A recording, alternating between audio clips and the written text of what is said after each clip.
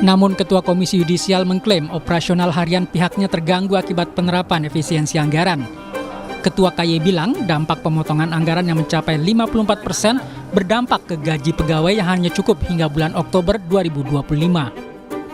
Karena dengan anggaran yang ada, operasional saja sehari-hari itu agak terganggu. Apalagi dalam rangka menjalankan tugas pokok dan fungsinya ya. Karena KY juga tidak cukup. Karena gaji pegawai saja itu hanya cukup sampai bulan Oktober. Ya, itu saya tadi dapat kabar BBM kami mulai bulan depan beli sendiri. Sementara pemangkasan anggaran LPSK hingga 62% dinilai berdampak pada kualitas perlindungan kepada para saksi dan korban. Efisiensi anggaran LPSK mencapai 122 miliar rupiah hingga tersisa 107 miliar rupiah. Dengan adanya pemotongan anggaran ini ya, maka ya kami mau tidak mau akan mengurangi personil, dan itu kan akan menjadi satu hal yang akan berdampak kepada terlindung kami. Jadi kan yang tadinya 4 orang kami bisa cover, ini hanya 3 atau 2 orang. Apalagi kita melihat banyak case-case yang tanda kutip relasi kuasa dengan cukup kuat ya, dengan pejabat daerah kah atau misalkan dengan tanda kutip penguasa-penguasa lain. Efisiensi anggaran juga dirasakan warga di Kulon Progo, Yogyakarta. Jalan penghubung 2 kecamatan di Kulon Progo sepanjang 3 km batal diperbaiki karena efisiensi anggaran.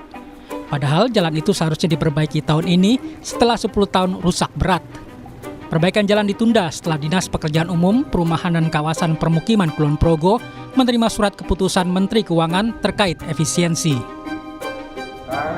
Khususnya di Kabupaten Kulon Progo, itu yang kita tadinya senilai 23M, kita terdapat pemotongan yaitu sebesar 23M juga. Jadi sehingga sisa dari DAK 2025 sebesar 0 rupiah. Sehingga untuk penanganan jalan Cermai Demangan, Bojong Garowongan, dan Bubul Sewu Galur tidak dapat ditangani semuanya.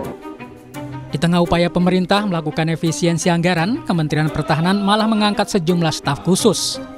Kepala Kantor Komunikasi Kepresidenan Hasan Nasbi mengklaim pelantikan staf khusus tidak berpengaruh signifikan pada anggaran. Ya, staf khusus berapa sih? Udah cek belum gaji staf khusus berapa? Udah cek belum? Berapa? 4 juta? Jadi nggak signifikan. Kan ada tunjangan dan... Iya, berapa? Totalnya berapa? 15 juta? Cek aja. Total gaji staf khusus berapa? Jadi teman-teman bisa hitung lah, dilantik 3 staf khusus berapa gajinya gitu. Jadi ini kan staf khusus ini yang mendukung kinerja menteri. Jadi ada staf khusus dibatasi kan? Maksimal staf khusus menteri itu 5. Ya kan? Kalau staf khusus saya cuma 3. Dibatasi. Iya, gitu kan. Dari sisi efisiensi ini bukan apple to apple lah.